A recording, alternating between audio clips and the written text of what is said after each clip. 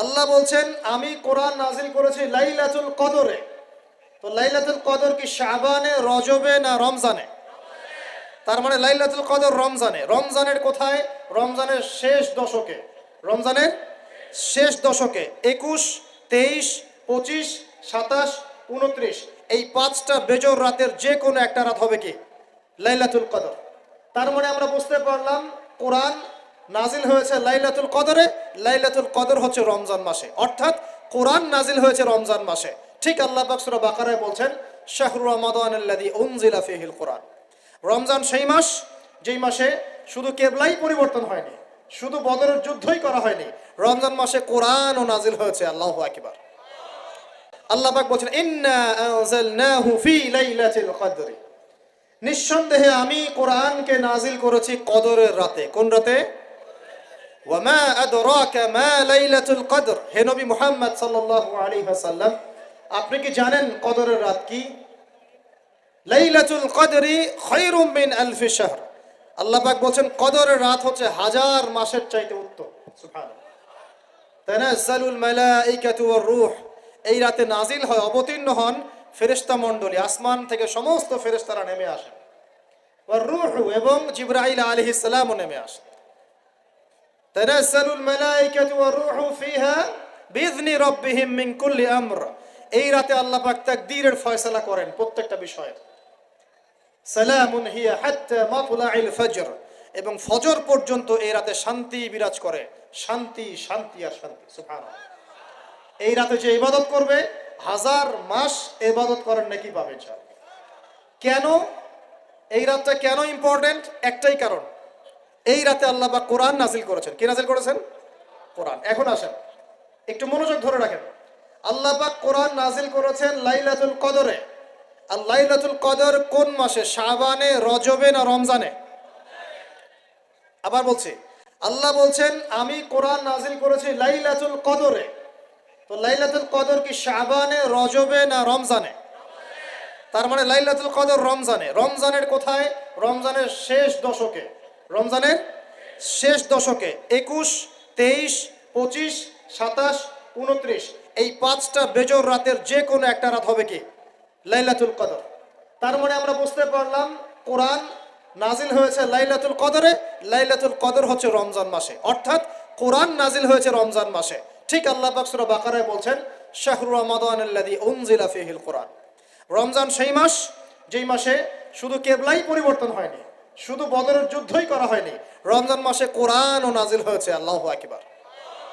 এখন বুঝতে হবে, এবার এই জায়গায় আসেন, যখন কোরআন নাজিল হচ্ছে তখনকার পরিবেশটা কেমন? এই যুবক ভাইরা একটু খেয়াল করেন, আপনাদের জন্য এই লেকচারটা ইম্পর্টেন্ট, কারণ আগামীর কাজগুলো আপনাদেরকে করতে হবে।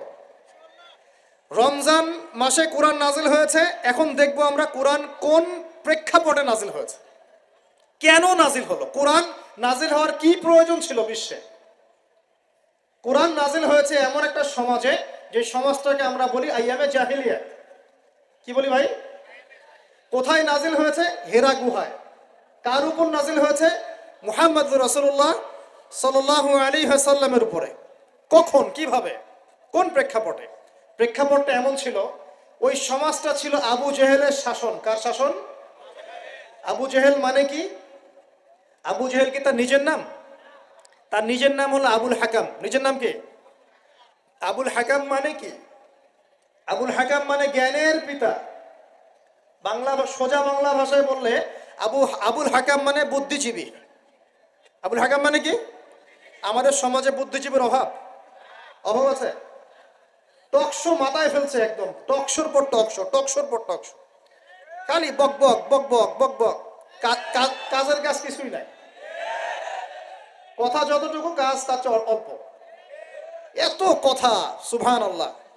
মানে পৃথিবীর সব জ্ঞানী মানুষ এখানেই আছে। বাপখানে এমন পৃথিবীর যত জ্ঞানী মানুষ আল্লাহ পাক এখানেই নাজিল করছে। আবুল হাকাম, তার নাম আবুল হাকাম, জ্ঞানের পিতা। কার নাম? আবুল হাকাম। তাহলে এখন বলেন আবু জেহেলের নাম আবুল হাকাম, তো এখন আমরা ওকে আবু জেহেল বলে ডাকি কেন? বলেন দেখি। ও কোন জ্ঞান অর্জন করে নাই, কোন জ্ঞান চেনে নাই? যখন কোরআন নাজিল হচ্ছে এবং রাসূল সুন্নাহ দিয়ে দাওয়াতি কাজ করছেন, ইসলামের প্রচার করছেন, ও ইসলামের এই আলো চিনতে পারে নাই বলেই তার নাম আবু জেহেল। সে অনেক বস্তুবাদী জ্ঞানী ছিল ঠিকই, সে সমরবিদ্যা জানতো, অর্থনীতি জানতো, সে কূটনীতি জানতো, সে রাষ্ট্র পরিচালনার জ্ঞান জানতো, সে দারুন নাদুয়া পরিচালনা করত, সে ব্যবসা করতে পারতো, সে কি জানতো না। কেন তাকে আবু জাহেল বলছি? কারণ সে কোরআন সুন্নাহর জাজল্যমান সত্যটাকে ডিনাই করেছে, এই কারণে। এরকম লোক আমাদের সমাজে আছে কি না? শুধু আমাদের সমাজে না, এরকম লোক দিয়ে এখনকার বিশ্বটাই ভর্তি। এখনকার বিশ্বে আবু জেহেল দিয়ে ভর্তি সব। অর্থনীতি, জিওপলিটিক্স, ভূরাজনৈতিক প্রেক্ষাপট, philosophy, science, arts, commerce, medical science, engineering, এমন কোনো জ্ঞান নাই যে তার জানা নাই।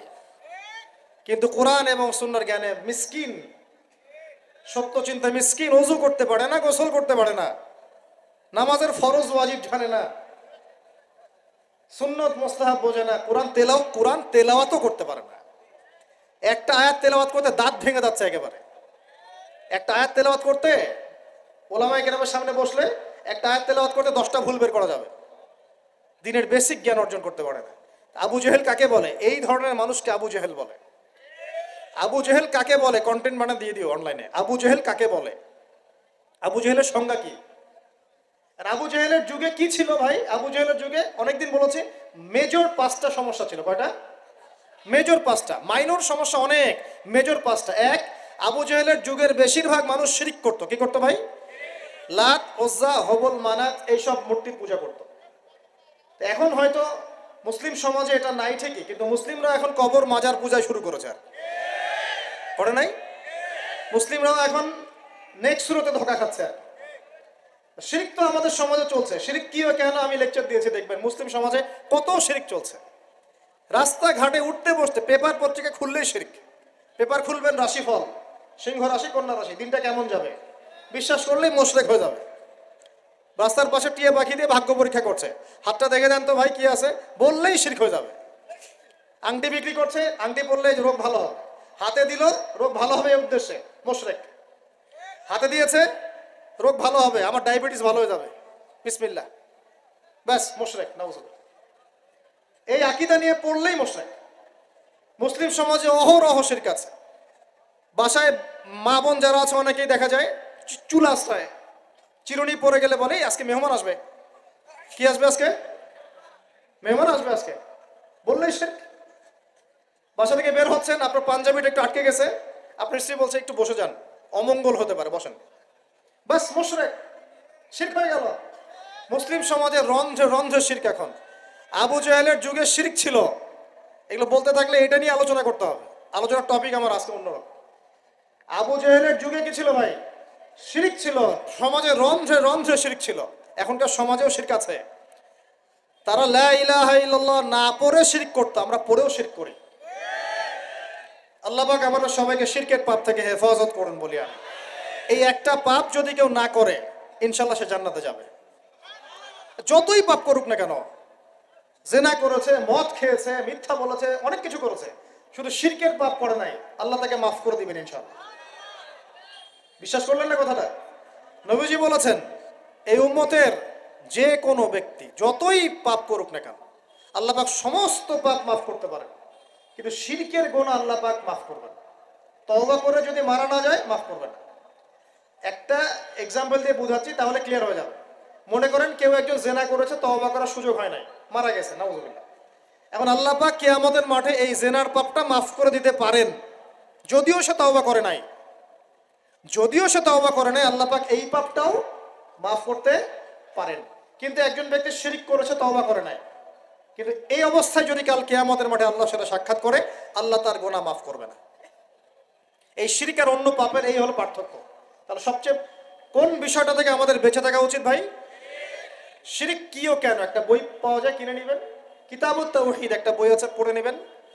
কোরআন সুন্নাহর আলোকে বিশুদ্ধ আকীদা, এরকম অনেক বই পাওয়া যায়। আর আকীদা সংক্রান্ত একটা অনবদ্য বই হলো আল আকীদা আত তাহাওয়িয়া। এই 4-5টা বই পড়লে আপনার শিরকের কনসেপ্ট ক্লিয়ার হয়ে যাবে ইনশাআল্লাহ। আল্লাহ পাক আমাদেরকে পড়াশোনা করার তৌফিক দান করুন। এবার আসেন, আবু জেহেলের যুগে ছিল সুদ। সুদ সুদ বোঝেন কিনা? 100 টাকা দিলাম 105 টাকা দেওয়া লাগবে। 1 লাখ টাকা দিলাম 1,01,000 টাকা দেওয়া লাগবে। 1,01,000 যদি দেন ওই 1 টাকাই সুদ। সুদ তো আমরা বুঝি না। এখন তো পেপার মানির মধ্যেও সুদ আছে, ইলেকট্রনিক মানির মধ্যেও সুদ আছে। সামনে একটা আসবে অচিরেই ক্রিপ্টোকারেন্সি, বিটকয়েন, ওটার মধ্যেও সুদ থাকবে। আর সুদ ভিত্তিক ইকোনমিক সিস্টেম দিয়ে পুরো বিশ্বটাকে অক্টোপাসের মতো একদম পেঁচে ধরা হয়েছে এভাবে আর কি। মানে এটা যদি ওয়ার্ল্ড হয়, এটাকে চেপে ধরছে এভাবে, সুদ দিয়ে এভাবে চেপে ধরছে। আপনি বেরিয়ে হইতে পারবেন না এখান থেকে, বের হতে পারবেন না এখান থেকে।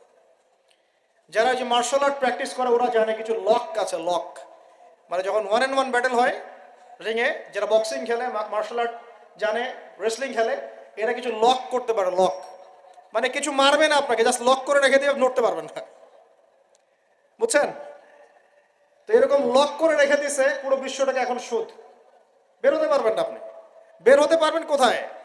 যদি মনে করেন আপনি খুব এই যে গ্রামে বাস করছেন, এখানে সমাজের লেনদেন করেন না, নিজে চাষবাস করে নিজে খান, তখন আপনি হয়তো বেঁচে থাকতে পারবেন। মার্কেটে গেলেই সুদে পড়তে হবে আপনাকে। এটা কি পসিবল? একা একা থাকা সম্ভব? অতএব সমাজে থাকতেই হবে। এখন সমাধান কি? ফাত্তাকুল্লাহ মাস্তাতা'তুম, সাধ্যমতো আল্লাহকে ভয় করেন, সাধ্যমতো আল্লাহকে ভয় করেন। ইচ্ছা করে সুদের সাথে সম্পৃক্ত হবেন না। যদি অনিচ্ছাকৃতভাবে সুদের অর্থ চলে আসে, যদি জানেন এটা সুদের, ছেড়ে দেন, এটা ছেড়ে দেন। ওইটা দিয়ে পাবলিক টয়লেট নির্মাণ করে দেন, তাও খায়েন না আল্লাহর ওয়াস্তে। কারণ নবীজি বলেছেন সাল্লাল্লাহু আলাইহি ওয়াসাল্লাম, 1 দিরহাম যে ব্যক্তি সুদ খায় সে যেন 36 বার জেনা করলো। এটা সহিহ বুখারীর হাদিস, ওলামায়ে কেরাম জানেন। যে ব্যক্তি 1 দিরহাম সুদ খেয়েছে সে যেন 36 বার জেনা করেছে। একবার জেনা করেছে, আপনি জানেন, কথার কথা বললাম যে কারো পরিবারের কোনো এক মেয়ে বা ছেলে জেনা করে ফেলেছে, নাউজুবিল্লাহ, আপনি ধরা পড়েছে এলাকার মধ্যে, মানুষ তাকে কি সম্মানের চোখে দেখে? ভবিষ্যতে সে যত ভালোই হয়ে যাক না কেন, ওর ঘরে বিয়ে দেওয়ার সময় মানুষ 1000 বার চিন্তা করবে, তাই না? তাই না বিষয়টা? মনে করেন একটা মেয়ে জেনা করে ফেলেছে, আল্লাহ না করুক, নাউজুবিল্লাহ, এটা জানাজানি হয়ে গেছে, ওর ঘরে কি বিয়ের প্রস্তাব আসবে পরে? যদি ভালো হয়ে যায় তাও আসা খুব ডিফিকাল্ট। আল্লাহর মুমিন কোনো বান্দা যদি চিন্তা করে, আচ্ছা আগে পাপ করেছিল, মাফ চেয়েছে, তওবা ইস্তেগফার করেছে, আমি তাকে বিয়ে করব, সেটা আলাদা বিষয়। কিন্তু স্বাভাবিকভাবে কিন্তু সমাজ এটাকে গ্রহণ করে না। তো একটা জেনার ক্ষেত্রে আমরা এইভাবে মানুষকে দেখি, আর 1 দিরহাম সুদের বিনিময়ে আপনি 36 বার জেনা করছেন। আল্লাহ আমাকে হেফাজত করুন, আল্লাহ আমাদের সবাইকে হেফাজত করুন। দূরে থাকতে হবে, থাকার চেষ্টা করতে হবে। তো আবু জেহেলের যুগে এরকম সুদ ছিল, এখনকার বিশ্বে রন্ধ্রে রন্ধ্রে। নবীজি তো আগেই বলেছেন মায়ের সাথে জেনা করার মতো পাপ। এই হাদিস তো জানেন আপনারা। সুদের 73টা শাখা আছে পাপের, তার সর্বনিম্ন শাখা হলো নিজের মাকে বিয়ে করা, নাউজুবিল্লাহ। যদি এই এলাকায় খবর পান কোনো মেয়ে, কোনো বা ছেলে তার মায়ের সাথে বিয়ে করেছে, নাউজুবিল্লাহ, তার মায়ের সাথে জেনা করেছে, নাউজুবিল্লাহ, কোনো মেয়ের সাথে বাবা জেনা করেছে, নাউজুবিল্লাহ, আপনি কি সমাজে তাকে রাখতে চাবেন? আপনি তো আইন শাসন কোনো কিছুর পরোয়াই করবেন না, গণপিটুনি দিয়ে মেরে ফেলবেন। আপনি এই কাজ করবেন না? একটা মসজিদে চোর, তারাবির নামাজে আবার চোরও আসবে কিন্তু অনেক, কথায় মনে পড়ে গেল, স্যান্ডেল সাবধান। তো তারাবির নামাজে অনেক চোর আসে না? অনেকে তো মসজিদে দান বাক্স শুদ্ধে নিয়ে চলে যায়। কি ইনসাফ আমাদের সমাজে! মসজিদের ফ্যান লক করে রাখতে হয় তালা দিয়ে, বাইরে মসজিদে ফ্যান লক করে রাখতে হয় তালা দিয়ে, খাঁচার মধ্যে। তো মসজিদেও চোর যায়। এখন চোর ধরা পড়ে গেলে কি পিটুনিটা পিটান আপনারা! মসজিদে একটা চোর যদি ধরা পড়ে, সবাই মিলে কি পিটুনি দেওয়া শুরু করে। এটা কিন্তু অনৈতিক কাজ, জানেন? এভাবে সবাই মিলে গণধোলাই দেওয়া জায়েজ নাই। তাকে নির্দিষ্ট প্রশাসনের কাছে হস্তান্তর করতে হবে। যদি এখন বলেন প্রশাসন বিচার করছে না, সেটা তাদের ব্যাপার। ও যদি ফাঁকফোকর দিয়ে বের হয় সেটা ওদের ব্যাপার, এই গোনার দায়ভার তাদের। আপনি যদি নিজের হাতে শাসন তুলে নেন, সমস্যা আছে। এভাবে ইসলাম এটাকে জায়েজ করে না।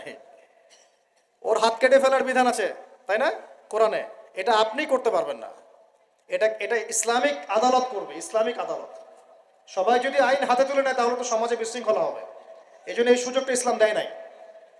প্রমাণ হলে তাকে সোপর্দ করতে হবে প্রশাসনের কাছে। এখন দেখেন, একটা স্যান্ডেল চোরকে যে পিটানি দেন, এখন একটা লোক যদি মায়ের সাথে জেনা করে, নাউজুবিল্লাহ, কি মাইটটা মারবে মানুষ তাকে। এখন সুদের মধ্য দিয়ে নবীজি বলছেন সবচেয়ে নিম্ন পাপ হলো নিজের মায়ের সাথে জেনা করা, বলি নাউজুবিল্লাহ। আমরা অ্যাভেলেবেল কাজগুলো করছি, এই বোধোদয় আমাদের হচ্ছে না, কারণ কলব মরে গেছে। কলব কি হয়েছে ভাই? মরে গেছে। কলব জিন্দা করতে হবে। কলব জিন্দা করার জন্যই রমজান, কলব জিন্দা করার জন্যই কোরআন, এবং কলব জিন্দা করার জন্যই বেশি বেশি মৌতের ফিকির আর আল্লাহর জিকির বেশি বেশি করা। আল্লাহ পাক তৌফিক দান করুন।